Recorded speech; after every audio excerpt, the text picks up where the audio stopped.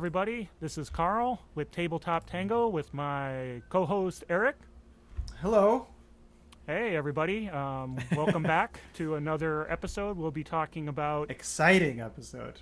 Very exciting, because nothing's more exciting than a chase, right? We see them No. on TV. We see them, Movies. on the big screen. There's always excitement with the chase. And that's what we're doing. We're going to talk about Savage Worlds chases and go through the rules, talk about how they all work together, and hopefully kind of explain some of the nuances and help everybody do great chases themselves. I definitely feel like chases are the one rule that people kind of deal with last, or kind of don't really understand when they're going into it. Out of all the rules in Savage Worlds, it's kind of the last one, but it's one of the most exciting. Yes, it's dramatic, but not a dramatic task. Well, yeah, let's talk about that. So a lot of chases, what is the chase, right? It's not just like a quick, run, I'm chasing somebody down. Like, it's not always going to be appropriate to do a chase.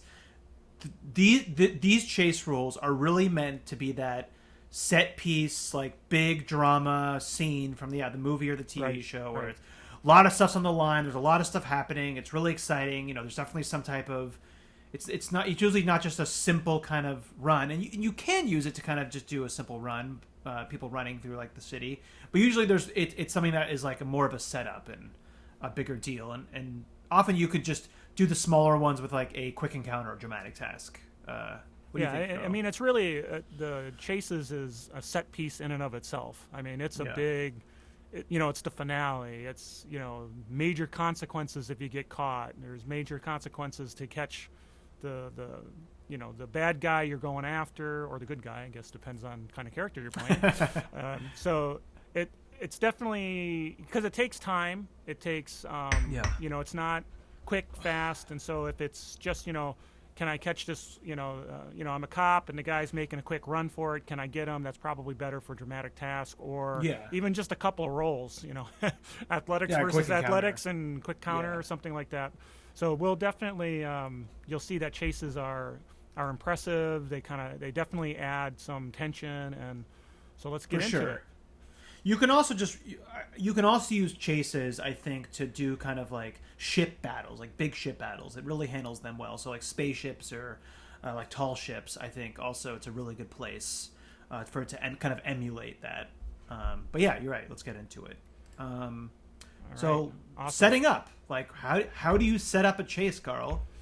Well, so again, when I talked about chase is kind of a big deal. So Chase leverages initiative cards just like normal Savage Worlds, but it also then you deal out a number of cards from a separate deck, and I've got it up on the screen here. You can see some of the cards. 9 is a good number. I think the book talks about 9 as a good sort of base, but you can use more, you can use less.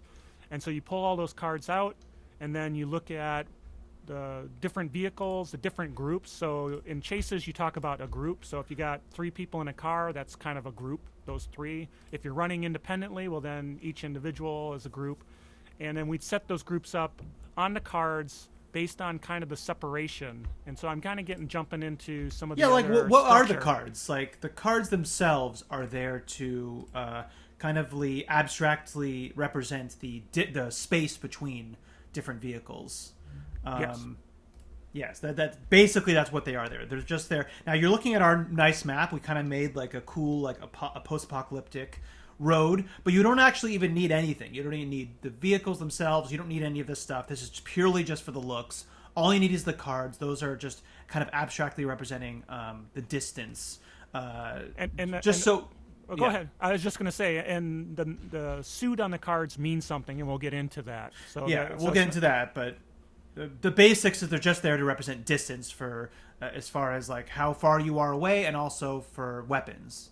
Before we get more into that, let's talk a little bit about maneuvering skills. This is the most important probably skill in a chase, and it's dependent on like what vehicle, or even if you're running, if you're on foot. So being on foot's going to be athletics. Foot or bike is athletics. And flying spaceships is piloting. Mounts or wagons are riding. Vehicles are driving, and watercraft is boating. This is all on page 113. This is going to be the skill that's rolled the most, and there's a bunch of special maneuvering actions that will come up, and that all uses this skill. Now, Carl, what's something that happens with a critical failure? Because that's real bad for these skills, right? Well, in a critical failure, depending on whether it's a vehicle, you're mounted, what you're doing will kind of drive the situation. So, for example, if you're mounted, a simple roll, a rider might lose his turn, you might suffer fatigue, which is, we know fatigue from previous discussions is a pretty big deal, that -1.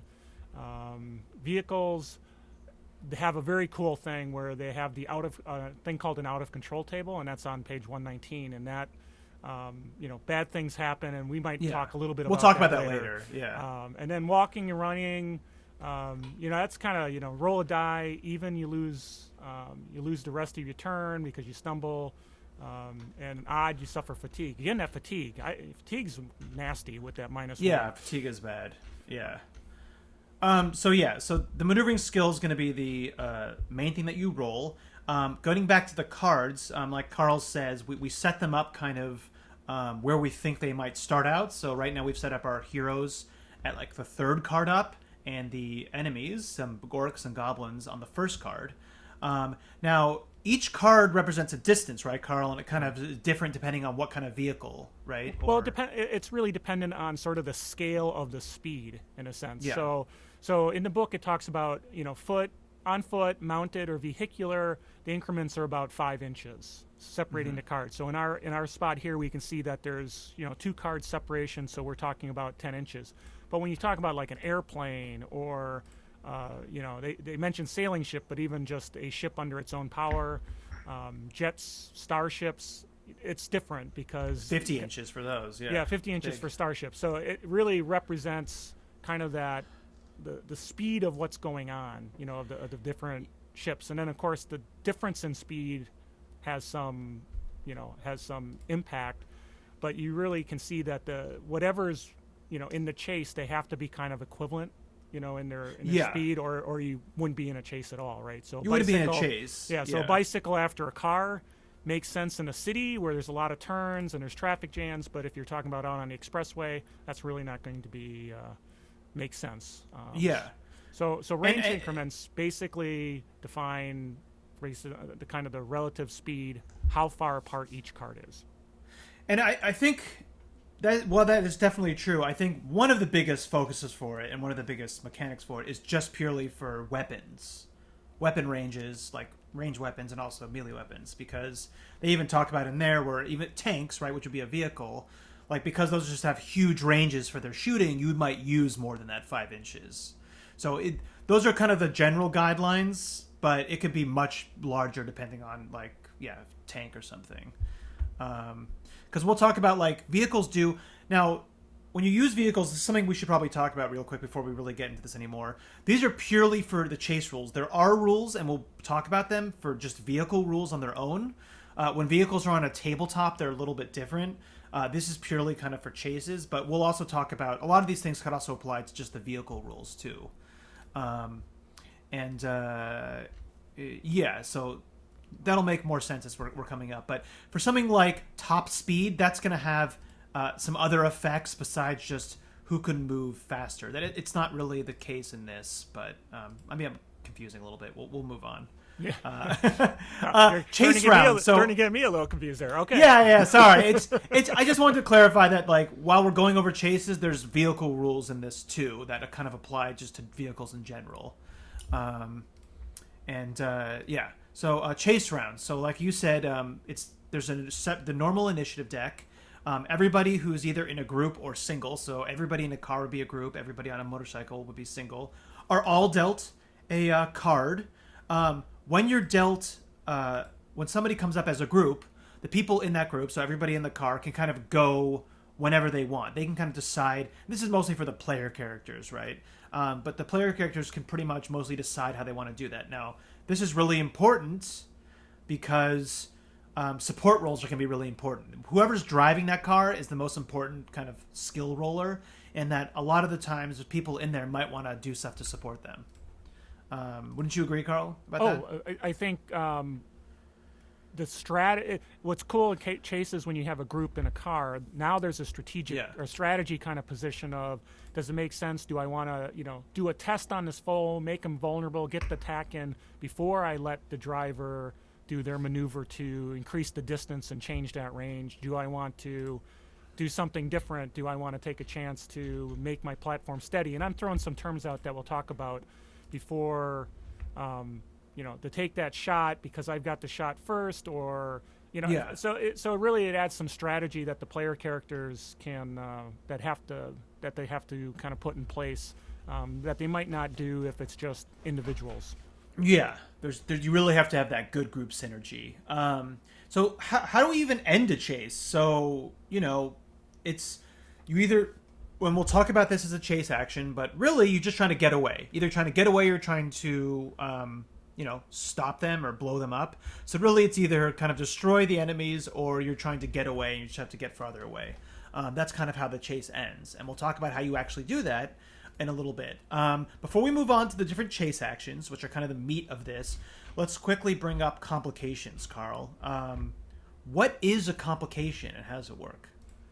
So just like when we're doing normal, or not normal, but like with dramatic tasks, when an action card for a group or the individual character is a club, that means something has gone wrong. Maybe there's an obstacle, there's, pothole, something, and the character, driver, pilot, whatever. Remember we talked about the different skill checks. They have to do a maneuvering roll.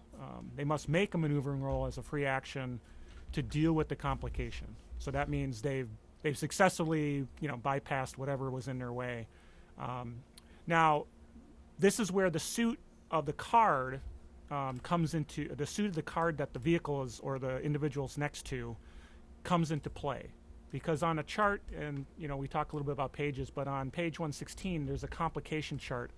And the modifier and the failure result is based on the card that the vehicle is on. So Eric's pointing out, we've got a 10 of hearts. And so let's say that there was a complication. Our folks that are in the blue car got a club for their initiative. So we'd look at what the hearts is. And so for hearts, on the table, the modifier is straight. So there is no negative. So they would make that maneuvering roll without a negative. And then if they fail, the character or vehicle is bumped. And then Eric will probably talk a little bit about bumped as well. But so the point is, you need to make that roll to avoid, something that happens, and it can be as bad as treating it as a critical failure, and you have to make a maneuvering roll, and it can be good too if you get a joker. But if you get a joker, yeah, it can be a good thing too. So the complication can be good, but rarely. Generally it's a bad thing. Yes, and this is what we talked about before. When you're in a group and the initiative comes up and it's a complication, you're probably going to want at least one other person to kind of give you support on that, because it's usually very bad if you fail the complication roll, the maneuvering roll, and the complication. So this is where we kind of talked about before that it's good to kind of support. Let's talk about bump real quick because it's going to come up a lot. Yes. It was one of the failure results for vehicles, and most of the time, chases are going to be for vehicles. Bump is purely if you are bumped, either the person who is directly causing the bump, or just if it's nobody, if it's because of a complication, it would just be the opposing side. So usually the GM, the GM's just going to do it. Bump just means that they forcibly move you one card, either to the left or right. Usually it's probably going to be towards you, unless you're chasing them. It'll probably be away, right? It's going to be either towards you or away for you. So it's basically just forced movement, either one direction to the left or to the right. So in our case, if our heroes in this car were bumped, the people who are chasing them would say, "Okay, you move to the 3 card." But bump comes up a lot. So whenever we say bump, that's what it means. It's just a really simple way it's forced movement, up or down, or left or right. Right. So it's kind of like a maneuver, but being controlled by your opponents. in a sense. Yeah, and it's a lot of maneuvers like critical fails, complications. They all cause bump. Same with damage. Like we'll talk about it, but a lot of things kind of do bump, and as well as something else usually. So talk about maneuvers. Let's talk a little bit about actions. Before we get into it, I want to make it clear that a lot of these actions will either have like an action you can do or a free action version. Now you can do as many free actions as you want on a turn. There's kind of no limit to that, but actions follow the same rules as they do anywhere else in Savage Worlds. So, as much as 3, and there'll be that multi-action penalty if you do more than one. And again, this is mostly for the person who's driving or piloting, or if it's an individual, they're running or something. Cool, Carl. Let's get into this. So for maneuvers, the most important one I think we should talk about first is change position. Change position. Right? Yep. Yeah. How does that work? Well, changing position is another one that's either a free action or an action. And so this is the kind of the bread and butter where you're trying to move a card forward, but there's also you can drop back as well. But the idea here is a success on your roll allows you to move up or down one chase card. So in our case here with the blue vehicle, they would move up to the 2 if they succeed. If you do it as a free action, it's a straight roll. If you decide to do it as an action, then you'd add +2 to that roll.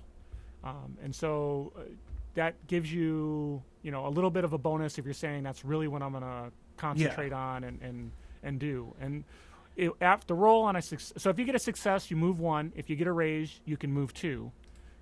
Then there's one little nuance. If you want to drop back, like if you're being chased and you decide you want to drop back, up to 2 chase cards, you can do that without a maneuvering roll. It's just assumed that you can do that. Yeah, it's just a free thing to do. Yeah, I mean, I guess you're tapping on the brakes, and that's perfectly fine.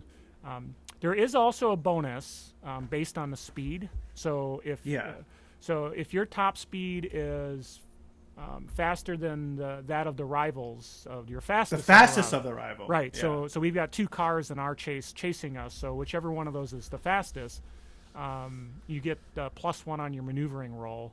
+2 if you're twice as fast. But I don't know. Once you start getting twice as fast, it's really, are you really going to stay in chase very long?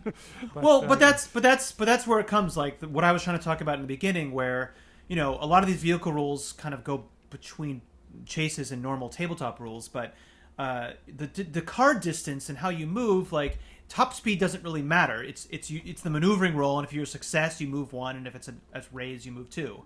How they're kind of extrapolating it, right, is an abstract way of if you have a higher top speed, then you kind of get that bonus to the change position roll, to that maneuvering roll.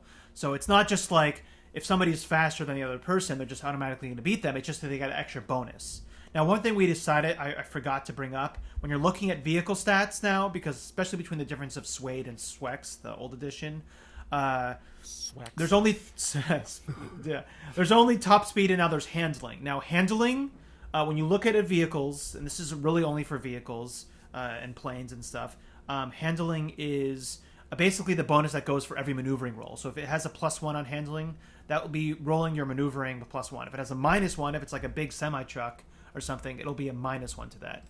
So that all adds into these 2. So so change position. This is something that you're probably going to be wanting doing every round because it's a free action.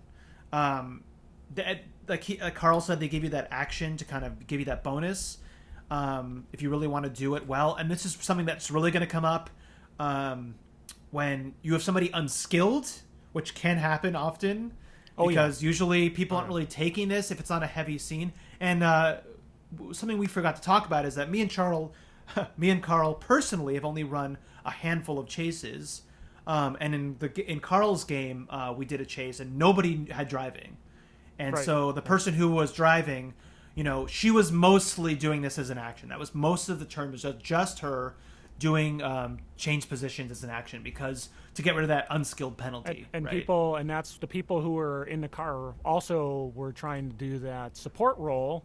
To do whatever we can to get that so they could get a high enough roll to be able to actually be successful in their maneuver and not because if you're not successful, you're standing still and your opponents are catching up. So the only time I would think you're not really using it is if it either like, well, it looks like the only way at it. We're not going to escape. We just have to kill them, right?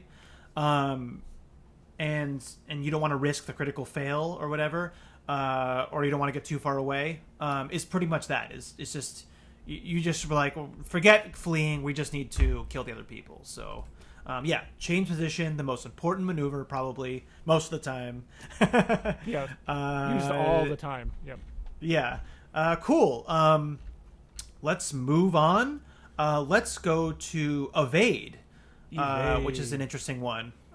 So evade is another one that you can do as an action or as a free action. Now, there's no maneuvering roll for this. This is just something that happens. What evade does, it's kind of you just moving around, either running or driving, whatever. Serpentine. Serpentine, exactly. Excuse me. When you do an evade, it's everybody who tries to attack you, do anything against you, just attacks, melee and range attacks, is at a -2 until the start of the vehicle's next turn. They say vehicle because it's like a group, right? You do this, and it's a -2.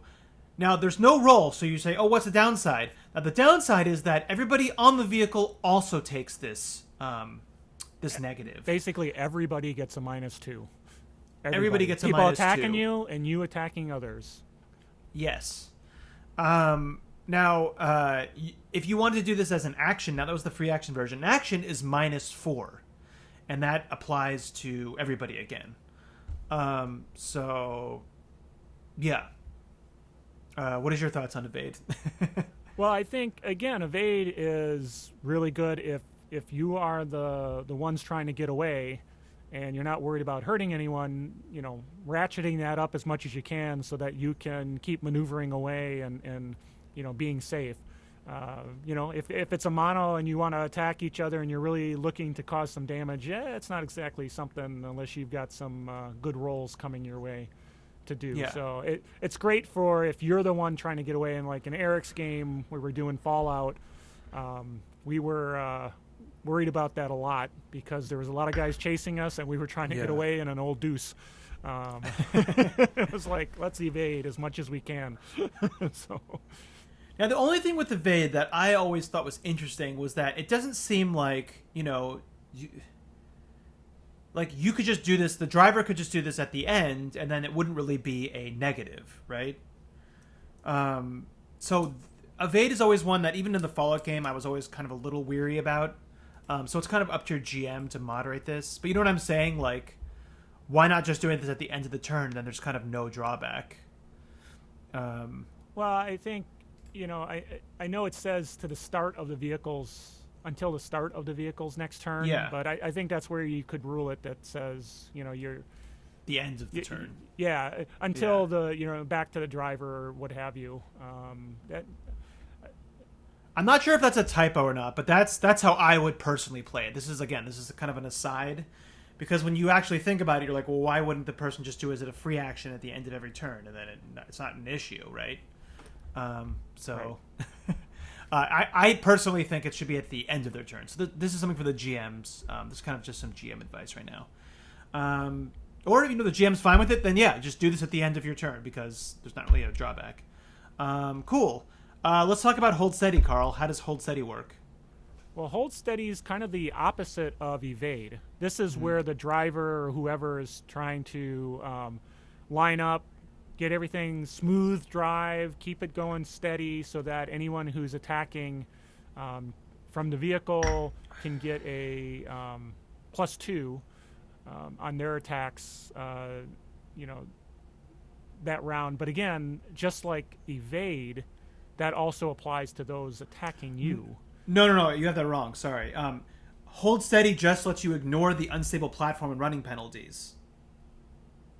But then attacks against the vehicles. I got that mixed up. The attacks against the occupants are at +2, but you get so when I said +2, I was getting rid of that. It does work, because unstable platform is a -2, right? So it's getting rid of that penalty. But it's also running penalties too. Yeah, running penalties as well. So in a way, you're right. I just wanted to very much clarify that it's not quite everybody gets a +2. It's just Yeah, You're getting I'm rid already, of the negatives. my fault. I'm sorry, everybody. I'm doing the math in my head already, and so. Yeah, this can be really good, but it is risky, right?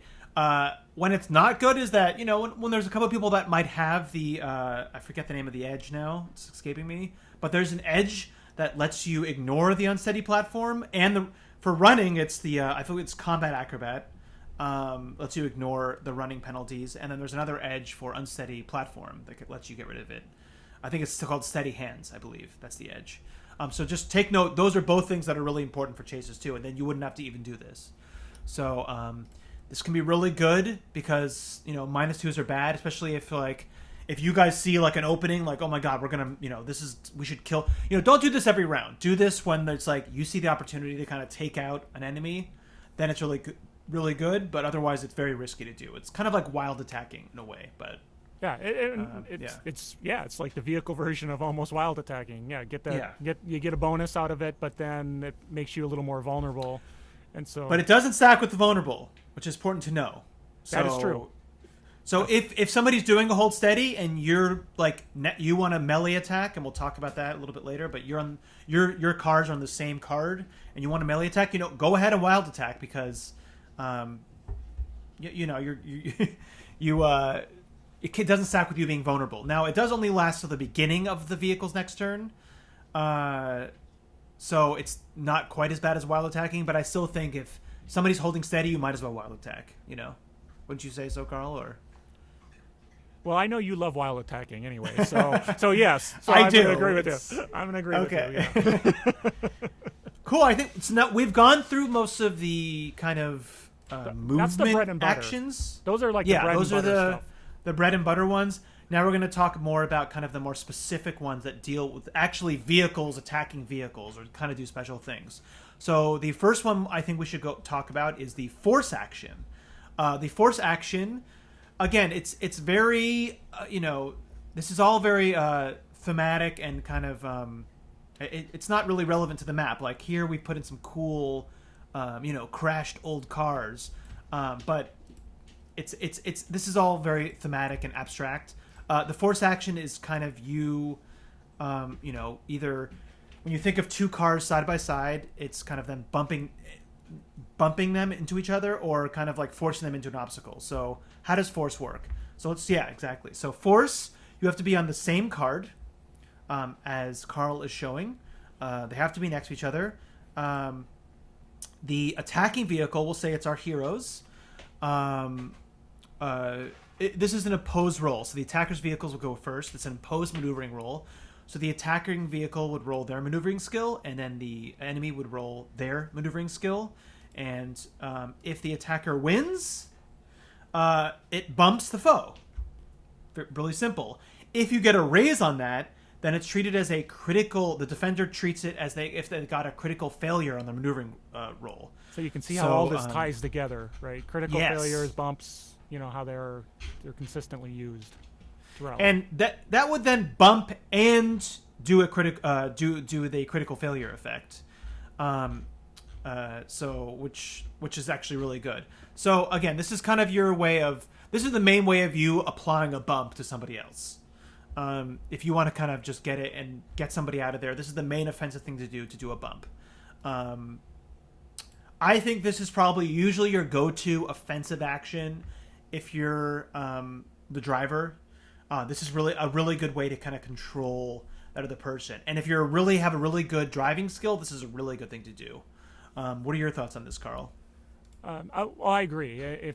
Again, it's another one to press your advantage. So if you've got a really good skill, you can take that and put that into the enemy as they get closer, or you're catching up, and there's a lot of benefits with the bump, as well as that potential for the critical failure and everything that comes along with it. So, but again, if you're like the one who doesn't have a great great skill in it, and you're going against an opponent, it's probably not the best plan for sure. So now they do talk about that the GM may allow characters to use other skills to actually do a force action, such as shooting to get an obstacle in the foe's path. Obviously, this is very much at the GM's discretion.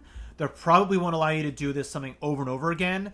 But it is a cool thing that they've kind of brought up. Now, the risk of this is that if you critically fail, then it actually backfires on you. Now, one thing to bring up before we move on, Carl, is that because of that, you could bump and do cause a critical failure for the defender, which allows them to roll on the vehicle, the out of control, right, for cars. Is the critical for failure? vehicle, it'd be on the out of control table. Okay, so one of the things the out of control can do is cause a bump. Now, I believe, or maybe not. Well, out of control there's actually stuff because 119. yeah, the glitch can then.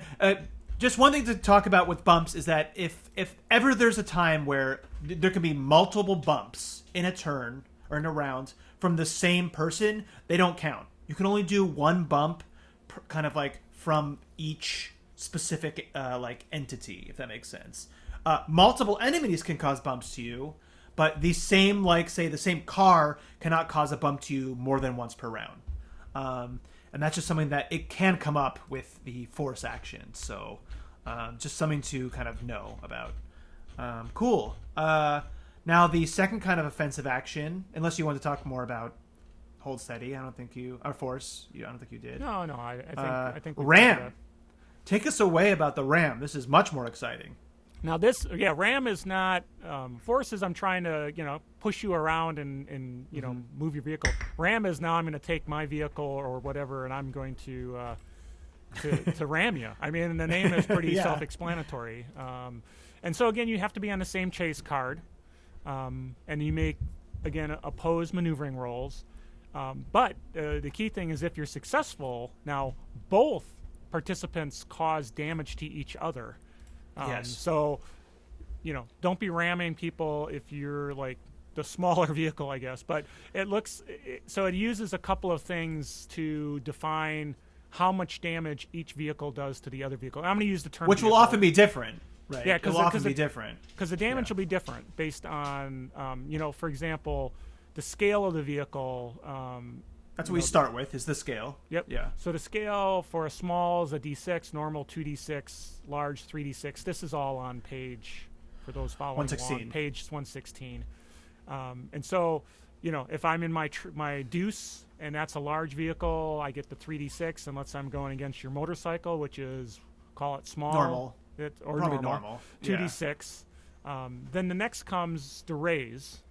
So you get a D6 bonus damage for the attacker if he got a raise on his maneuvering roll.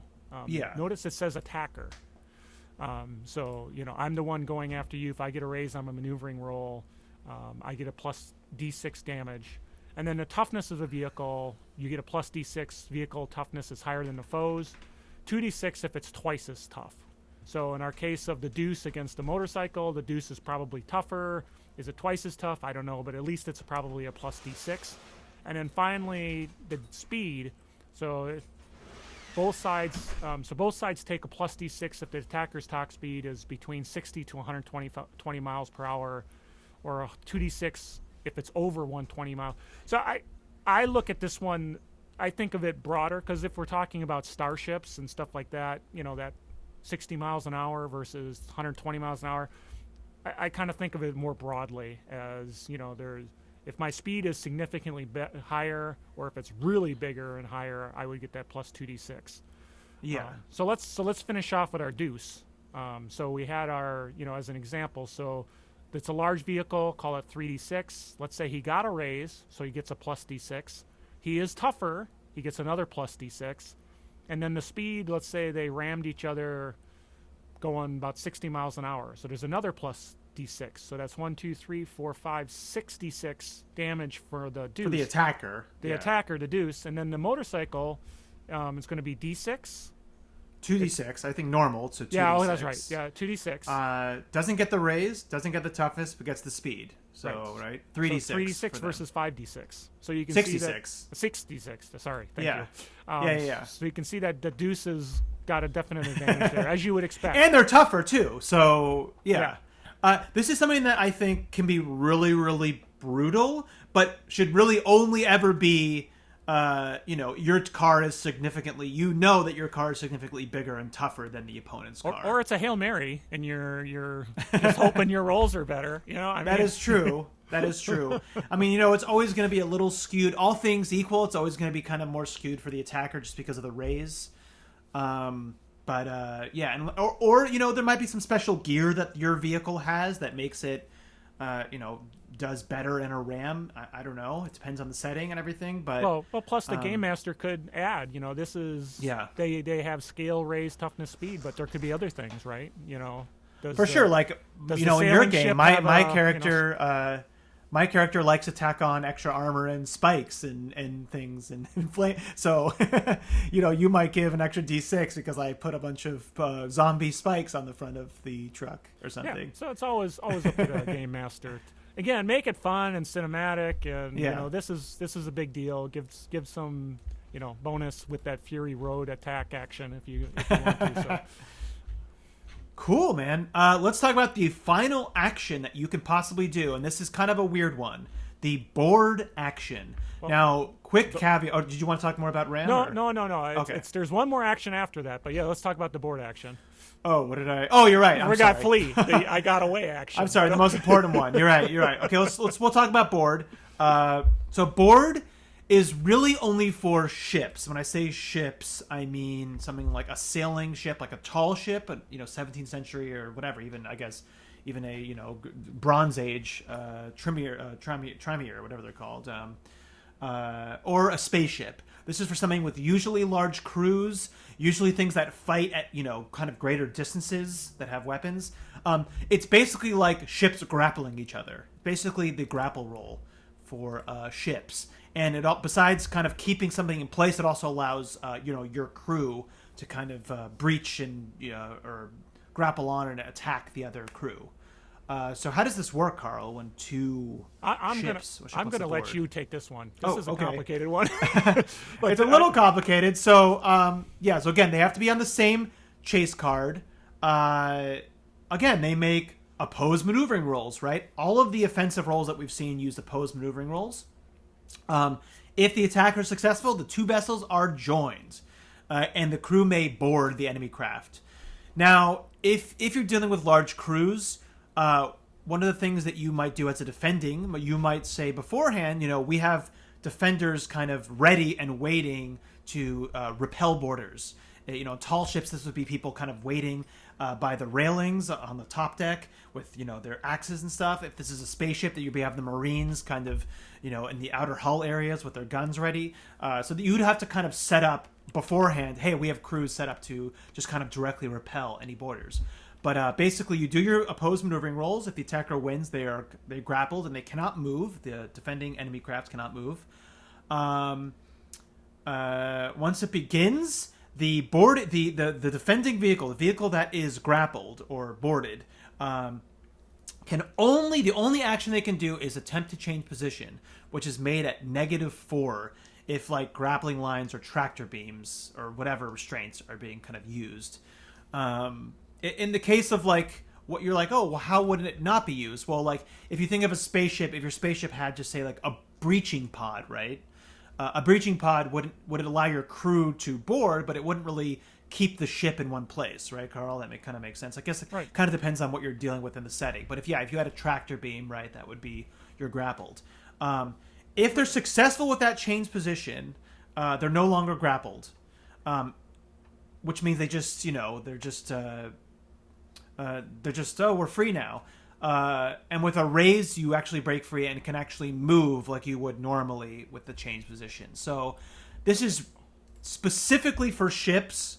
I do think that it can be used in a car scene if it was like some weird, like you said, Fury Road, like battle bus kind of thing, right?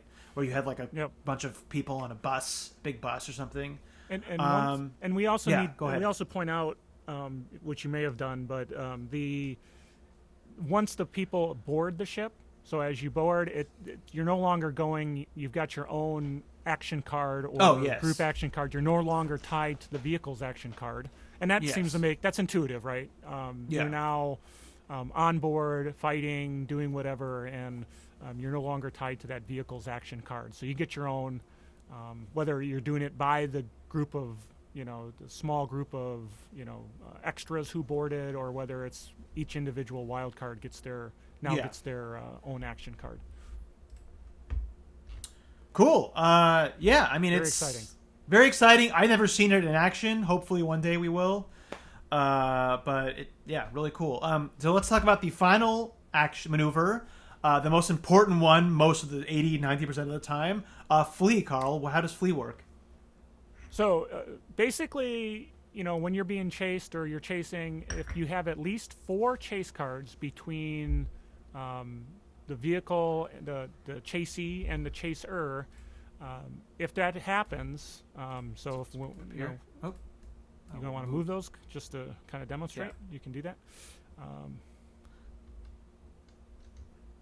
So if you've got 4 cards between you, you can use an action called flee to try to get out of the chase. And if so basically you're going to do a maneuvering roll at a -4. And if you're successful, you've finished the chase. You've escaped. Now, if you have at least 5 cards, you get a -2 to that roll. And if there's 6 or more cards, then it's a straight roll. yes. So it depends on how far away you've been able to reach. That drives the kind of that success roll. So the farther away you are, the more likely you'll be successful in getting that flee action. And so that finishes the chase. It's over. Yeah, Again, it's you over. either get away or you get stopped and rammed and blown up or whatever. But, Or the people you were chasing got away. It could be the fail condition for you. So one thing I wanted to bring up, because we're kind of here in this situation on the map, is that those initial placement of 9 cards, as Carl said, it's kind of just the recommended amount. It doesn't really matter if you reach the end, if it's still going on. All you have to do is just kind of get rid of cards on the left and then kind of just add new cards on the right. Just chase can keep going. It's just, just keep adding, and Shuffling pulling down. from the back end. Yep. Yeah. But make sure they're new cards, so the complications are always kind of different. And if it wasn't clear, and I think I made it clear, is there's 2 separate decks. You have keep in mind there's a deck for the chase cards, and then there's a deck for your action cards. Don't use the same deck. No, do not for both. No. Awesome.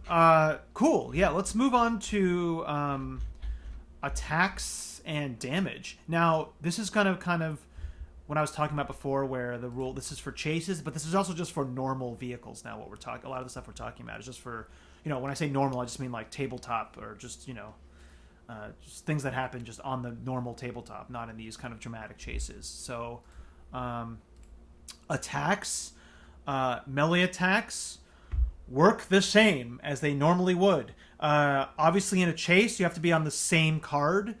But all of the normal stuff, like gang up, withdrawing, innocent bystanders, should just kind of apply as the GM sees fit. So if kind of like, if there's a bunch of people in the back of a truck and they got swords out and the vehicles are kind of next to each other, then yeah, withdrawing, they should probably get a free attack, right?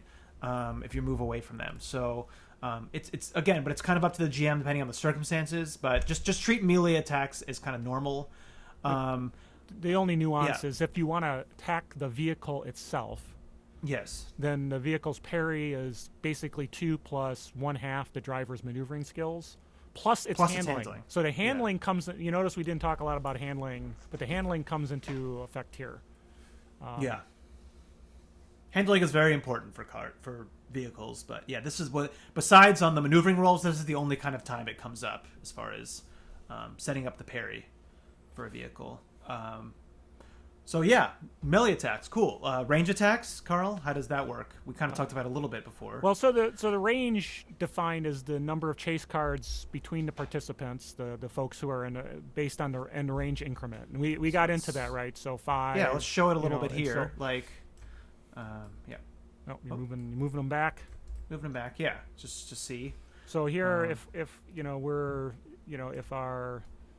our friendly goblin there in Half-Orc, I think, are fighting our intrepid adventurers there. There's 2 cards between the 2, and so that range is going to be 10 inches because we decided 5 inches was our range increment before. Yes. But again, the same, it's the same thing, right? You've got the unstable platform that you can try to do the hold steady to make that happen easier. You've got the The cover, don't forget the cover, right? Because they might be in vehicles, they might be ducking down. But otherwise, the same rules for ranged attacks come into play, just like we said for melee attacks. And of course, you can shoot at the car itself. You can do called shots, and those would be, handled just like. Let's talk. Yeah, let's talk. Oh, sorry. Yeah, you want to jump into that? Sure. Oh, I was going to talk about damage, but you're going to talk about called shots. Well, I was just going to say, I mean, it's very similar. You get to take that modifier based on the dimensions. So if we're trying to, if we got a big old deuce and we got tires that are bigger than a small vehicle, you may give bigger penalties or smaller penalties based on that. Just like you would if somebody was doing a call shot in any other combat.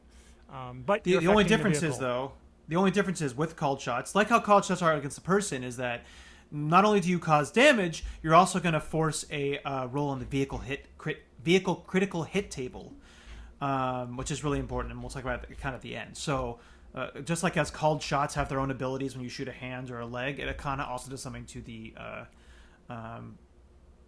vehicle crit table, which we'll actually talk about. So you wouldn't actually roll on the vehicle critical hits table, which you often do, but the vehicle crit table itself has like. System, weapon, whatever. It has like specific things. So, right. The vehicle critical hit tables has things like scratch and dent, guidance, traction, locomotion, chassis. Stuff so like it just that. kind of depends on where you're hitting, right?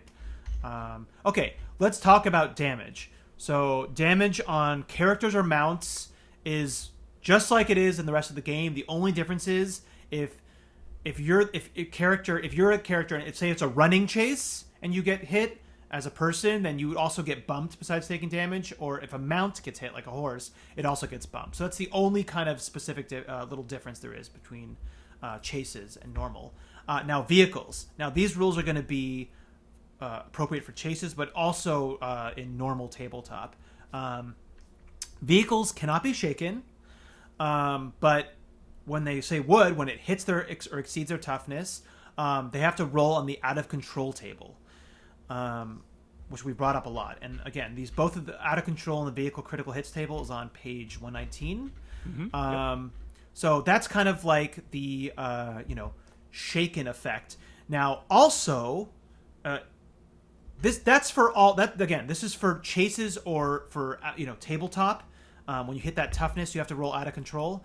Now, if this is the chase, it also would cause a bump. So, remember, bumps are only for chases. So if this was a chase, they would have to roll on that out of control, and they would also get bumped. So this is actually very similar to the force action. If you remember, we're talking about that, is that it would cause a bump, and it would cause you to roll on the out of control table. So it's almost identical. But that doesn't really have to exceed, and that in the force action, this is a little strategy thing I might bring up, is that you don't actually have to hit the toughness, right? It's just that opposed maneuvering roll. You're not trying to get, if it's a really armored vehicle, then it might be better to do the force action versus trying to actually damage the vehicle. But, okay, so that's if you kind of reach or exceed the toughness. Now, for each raise, the vehicle causes a wound, and one roll on the vehicle's critical hits table. Not one roll per wound, just one. So if it was one wound, if it was 3 wounds, it's only one vehicle critical hits table roll. Now, vehicles are... And it affects the handling. Each wound reduces the vehicle's handling by 1 as well. Yes, so each wound affects the vehicle's handling, which is very similar to, a wound, because handling is every time you roll a maneuvering roll, it's affected by the handling. So if you have -1, -2, -3, that's going to make all those rolls really harder. The other thing, most vehicles can take 3 wounds before they're wrecked, which is kind of the same as incapacitated. So they're kind of like a person. They're almost like a wild card in that regard, is that they can take 3 wounds. Anything you want to add to that, Carl? Or no, I think that just read and go through the book, and as you go through and you say, okay, can't be shaken, but driver's got to make a maneuvering roll or go out of control. Got it. Oh, I got a raise on my damage roll. Okay, that's a vehicle critical hit. Got it. Just walk the paragraphs and kind of think of it, each step of the way as you go, and you'll Yeah, get it. It'll be. I it'll did be- forget to say that. You're good for reminding me. Is that when it reaches the threshold when it would be shaken, it's going to be bumped. But the out of control, you have to make that maneuvering roll first. It's not just automatic. So yeah, good call on bringing that up. We're going to kind of skip over the fixed weapons. You can read about those more in the gear and vehicle section, but basically, those just kind of affect your degree of like where you can kind of fire, and not really that important. Wrecked. So let's talk about what happens when it's wrecked, Carl. When it's taken 3 wounds. Bad things and happen they take to a your 4th poor wound. vehicle. Yeah. Now, go ahead. well, I wanted to bring one thing up, is that just like people, the size of the vehicle matters. So the base is kind of 3 wounds, but a large vehicle can take 4, a huge can take 5, and gargantuan takes 6. So it's just like a person. Just think of vehicles as far as wounds go exactly like a wild card. Or a monster, right? Yeah. Well, like a wild card, right? Yeah. Yeah. I meant, yeah. So if your vehicle's wrecked, like if it's a vehicle for like the land or driving around, then it can't move. Its weapons are still operational unless you've got, like we said, fixed weapons that you have to be able to steer. If it's on water, then it's probably going to sink. Not good. How long it sinks depends on how big the ship is. And for something like an aircraft or something like that, it's going to plummet to the ground, and very bad. Bad things are going to happen. And so, if the vehicle, so the occupants of the vehicle, they're going to take damage depending on what caused the wreck, and so. So if it's a collisions and they're collisions specifically from the out of control table. From the out of yep. Yeah. Do you want to walk through this section then? No, I just wanted to bring up because that the collisions are just from the out of control table. No, go ahead. I'm checking something okay. here on my Okay. Sorry. So if the vehicle's wrecked from a collision from the out of control table, and we'll go over that quickly, but the passengers suffer XD6 damage, where X is equal to the wounds the vehicle suffered from that specific collision. So when you take a kind of a look at the out of control table, there's major and minor collisions. A minor is just going to be 1 wound and a critical hit, which means you roll on the critical hit table. A major collision is everyone in the vehicle is distracted, and it takes D4 wounds and 1 critical hit. So the major collision, which is the number 2 on the out of control table, you roll 2d6 whenever you have to roll for out of control. It can be really bad. And then when you look at for the collisions, right, that's X damage. So if it was 4 wounds from a major collision, right, that's 4d6 damage. So that's not great. Now, some vehicles can have something called the airbags and safety harnesses, which is like a vehicle trait. And that basically you take half damage from wrecks. So that's something from collision wrecks. Now, if a wreck was caused from damage, it's pretty much just like it's depending on the vehicle. If it's like most normal vehicles, it's going to be 3d6 damage. If it's like a super high speed chase, like it says it's speeds of excess of 60 mph, or like a plane going really fast, or whatever, it's going to be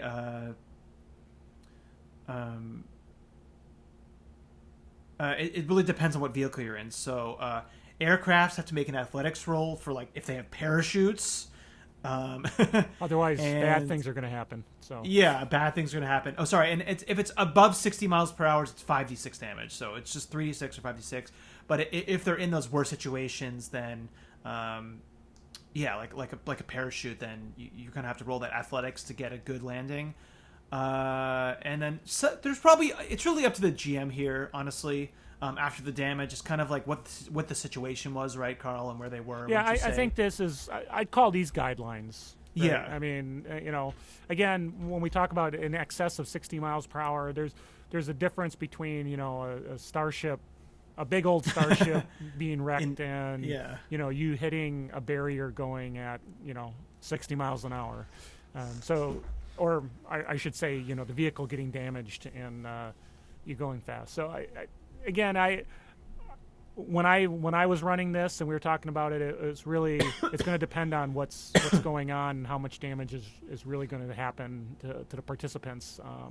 Like you with your flamethrower, if you were to wreck a vehicle with your flamethrower, that flame is affecting people. That's going to cause more heartache for those than just the fact that the vehicle kind of got wrecked. Yeah, my opinion.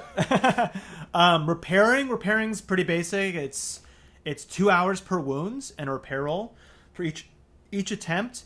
You kind of have to have some basic supplies and at least a toolbox, which is gonna be at -2. A basic garage is gonna be a straight roll, and like advanced facilities are gonna be +2. So this is not really something that's that important for this, but cool. The last thing to kind of just go over quickly is those out of control and vehicle critical hits table, which we've talked about a lot. A lot of things trigger them. Out of control is you roll 2d6, and then whatever you get, that kind of does something different. 2 is obviously the worst. A major collision is the worst roll you can have. Whenever you get, this is a very important caveat, whenever you get damage from an out of control, remember we just talked about damage, how a certain amount of damage, if you fail that maneuvering roll, you'll have to be forced to roll in this. Won't trigger another one, but it will trigger another critical hit, which is you roll on that vehicle critical hits table if you're in a vehicle. Yeah, so I brought up the tables into the the screen so people can see it. Which I mean by simply that is that, remember as we said, each source of damage, every time you get a wound, it doesn't matter how many wounds you get, you only roll once on the vehicle critical hits table. But if, say, that wounds caused you to roll out of control, and then you got another wound, that would then cause another roll on the vehicle critical hits table. Did that make sense, Carl? Because I feel like they can be recursive. Is basically what you're saying. Yeah. They can't be additive in the same instance of wounds, but from different instances, they can you roll more than once. So, the out of control, the worst one is that major collision. The other ones are not as bad.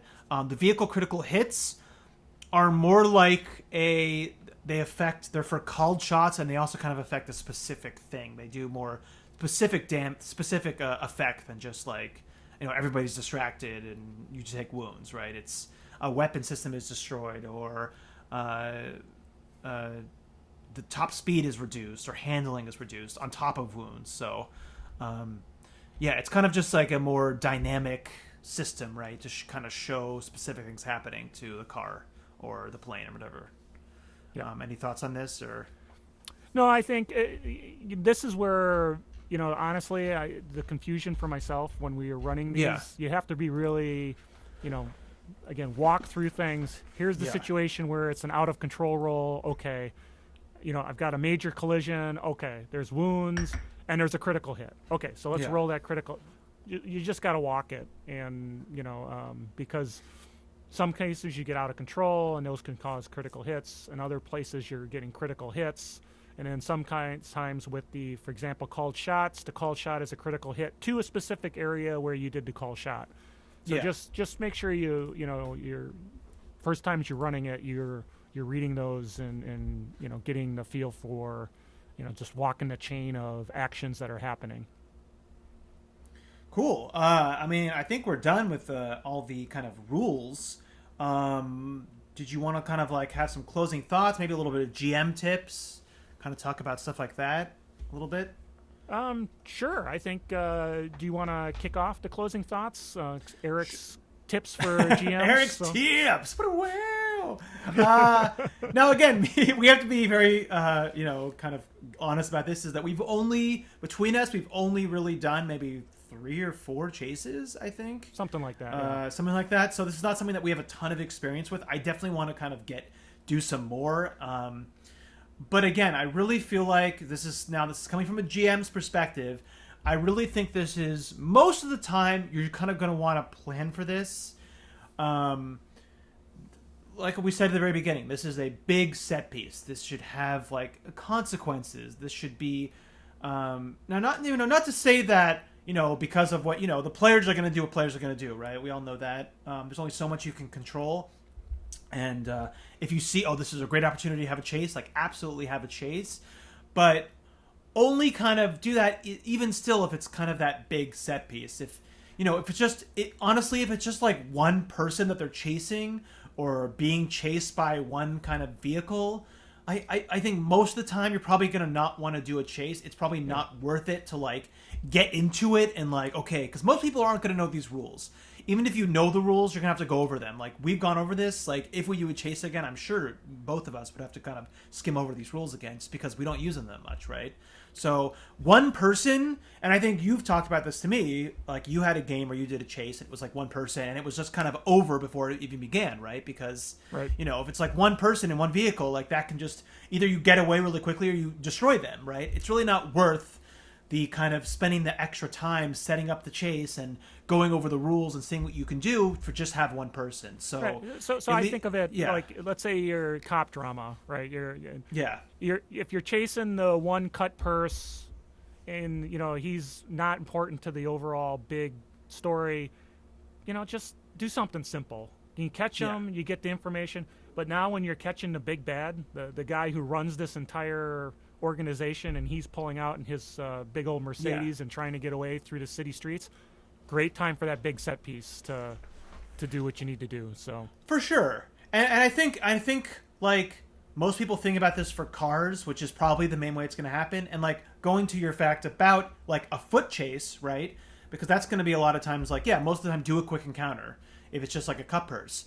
But if from a GM's perspective, I think that you can make if ahead of time you have an idea to do, you want to do a chase, and it's them chasing one person, right? And this person has valuable information, like, and this is kind of you're setting this up ahead of time.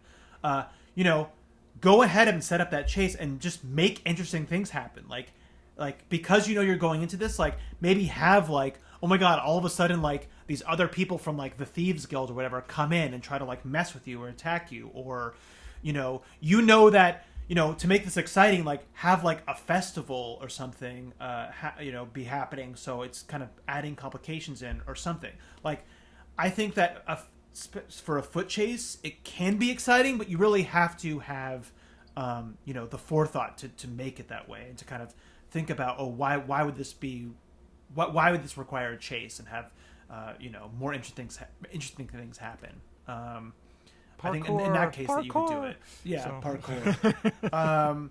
Another thing we talked about in the beginning is I think this is a really good way to set up battles. I think unless the setting book itself has its own rules, I think besides just doing a quick encounter or something, I think this is the way to handle tall ships and spaceship combat. And it's not even a chase, right? And they might be trying to get away or not, but I think you could really even use this to simulate, right, Carl? I mean, I think you could use this to simulate like getting kind of spaceship or tall ship getting battles. In position and seeing if you've got the right. Because you have the distances and the grappling, right? And so. No, I totally agree with you. I think it does a really good job of kind of simulating, large set pieces, trying to get into position to make that right broadside, that fire. And again, these things have weapons, and those weapons can be used to attack, just like somebody in a car sticking a gun out the window. Well, you can have your big 16-inch guns coming into play, but they can only come into play when you're able to get that maneuver right and get on the same card. So now that you've got that ability to do what you need to do, even if it's not like, well, I'm going to bump you because I'm close, or I'm going to force you because I'm on the same card. It's really, that just means that I've got the bead that I need to set yourself up. So you can, it's another one of the cool things about Savage Worlds, dramatic tasks, social combat, and chase, they can be used and kind of manipulated to kind of give you that feel you need to do what you need to do without just saying, I'll just call it a, dramatic task. Well, no, there's more to it for this particular combat. So let's take advantage of the chase rules. Yeah, for sure. And I think, my saying to this is I wouldn't even use this just for chases. If you're using vehicles and it's like large distances like tall ships or tanks or spaceships or whatever, then this might be a good tool to use. Absolutely. Yeah, the word chase in it is almost wrong, right? Because I feel like this is chase, but also kind of that long distance vehicle combat. Well, in the chase, almost all the rules in the chase are really about modifying position, putting yourself where you can affect the other person, and any time that is something reasonable to do, well, then using the chase mechanic and not a chase, so to speak, would actually be pretty cool. Would be useful. Cool. Do you have any other kind of tips or closing thoughts or? Again, like we said, the first one you run, it's going to be kind of slow, and you're going to plot a little bit, and you're going to have to talk to your players because they're going to say, well, I want to do this thing, and you're going to say, okay, well, are you going to, do you know what hold steady means? Do you know what, you're trying to do? And, well, when do I get a +2? When do I don't on my maneuvering roll? And what does that mean? It's going to take a little bit to go through it. So I personally, if you've got a game and there's going to be there's a big chase at the end of it all, you might want to throw a couple in the middle of the campaign just to get kind of a feel for it and feel real comfortable with it before you get that big, we're chasing people down the road to kind of solve the overall arc. Yeah. And I just think it's a final thing, because we have this post-apocalyptic map up. I mean, you could even have this as more of a standard mechanic in your games. Like, if you're kind of doing, like, say Carl, where I actually met him, he was running an Interface 0.2.0, right? And in that world, like, the cities are kind of bastions, but kind of in between them are these wastelands, right?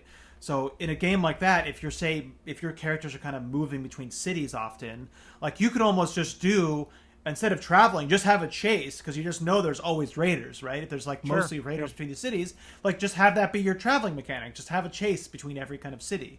So I think you can use these in kind of more creative ways like that if you wanted to, and especially if that was the setting.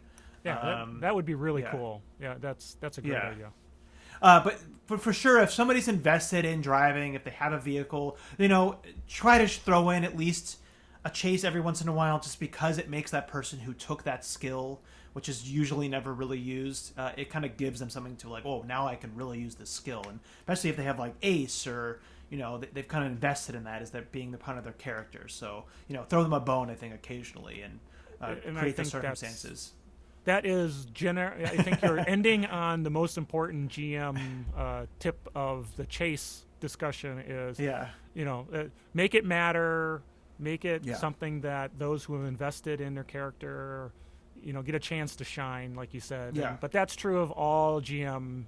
If people are buying skills, make it matter. Don't make them so that they're sorry that they took thievery because they never get a chance to use it. So okay, cool. All right. Well, awesome. I think that's good.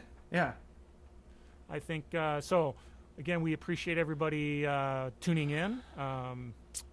It's kind of fun doing them, so we appreciate people listening and watching. So I'm Carl. Eric. And this is Tabletop Tango.